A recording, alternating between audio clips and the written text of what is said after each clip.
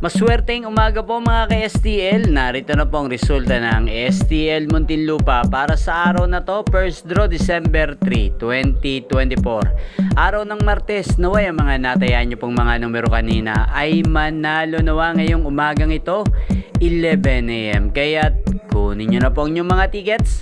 Narito na po ang resulta.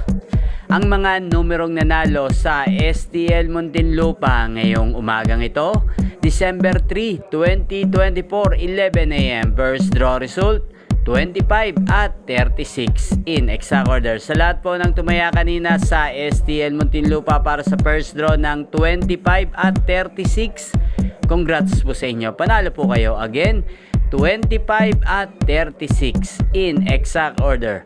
At shoutout po natin ngayong umagang ito sa STL Muntinlupa si Ate Dalia.